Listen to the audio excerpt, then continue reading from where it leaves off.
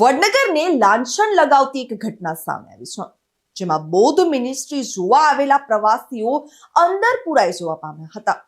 સ્થાનિક જાગૃત નાગરિક ત્યાંથી નીકળતા હોય અને તેઓએ પોતાની આપવીતી જણાવતા સ્થાનિક નાગરિકે પણ મીડિયાનો સંપર્ક કર્યો હતો।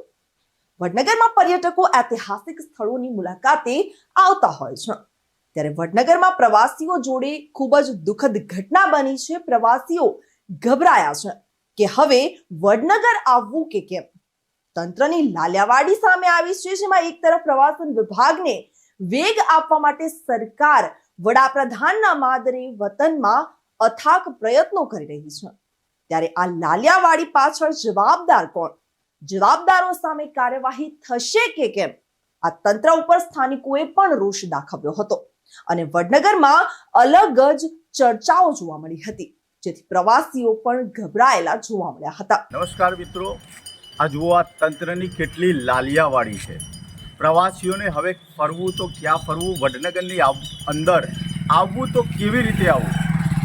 અહીંયા બે પ્રવાસીઓ ફરવા આવ્યા હતા અને એ ફરવા આવ્યા દરમિયાન અહીંયા જે દરવાજો આપ પાછળ જોઈ રહ્યા છો એ ખુલ્લો હતો, જેને લઈને પર્યટકો અંદર જોવા માટે જાય છે, ત્યારે બહારથી આવીને કોઈ તાળું મારી જાય છે। આવી ઘટના બની છે, જેને લઈને વડનગરની અંદર ઘણી બધી ચર્ચાઓ હવે જોવા મળી છે। આ ઘોર તંત્રની લાડિયાવાડી પાછળ હવે જવાબદાર કોણ જેવી ચર્ચાઓ હવે વડનગરની અંદર થઈ રહી છે। આ સમાચાર વડનગરની અંદર ધીરે ધીરે જ્યારે પ્રસરી રહ્યા છે, ત્યારે આ જે કામ સંભાળી રહ્યું છે જે એજન્સી કે એના જે પણ અધિકારીઓ હોય, જેને લઈને સ્થાનિકોની અંદર ઘણો રોષ પણ વ્યાપક પ્રમાણમાં જોવા મળી રહ્યો છે। હવે આ પાછળ જવાબદાર કોણ? હજુ સુધી પર્યટકો અંદર જ છે, હજી સુધી કોઈ આવ્યું નથી। જાણ કરી છે અહીંયાના જવાબદારી જે કર્મચારી છે યા તો જે જવાબદારી અધિકારી છે જેમને, પરંતુ અહીંયા કોઈ હજુ સુધી આવ્યું નથી। આપ અહીંયા પણ જોઈ શકો છો કે અહીંયા તાળું મારવામાં આવ્યું છે, પર્યટકો અંદર ફસાયેલા છે।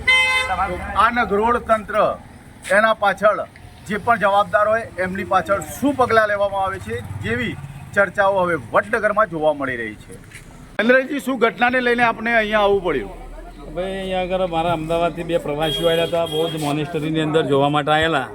એ અંદર ફરતા હતા ત્યારે બહારથી કોઈએ તાળું મારી દીધું અને અંદર એ લોકો ભરાઈ ગયા અને મને જોણ થઈ એટલે હું તાત્કાલિક અહીંયા આગળ આવ્યો અને બેની મને બહાર કઢાયા છે।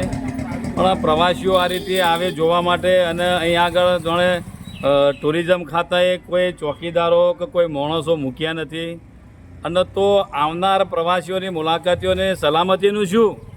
બીજું કંઈ આગળ આગ માટેના સંરક્ષણ માટેના જે બે બાટલા હતા એ પણ હવે તો ચોરાઈ ગયા છે। એટલે કોઈ ચોકીદાર નહીં તો ટુરિઝમ ખાતું શું કરે છે? કરોડો રૂપિયા ખર્ચીને ખાલી એમના તાળો મારી દેવાના છે, ખંભાથી તાળો મારવા માટે બનાવી બેઠા છે લોકો।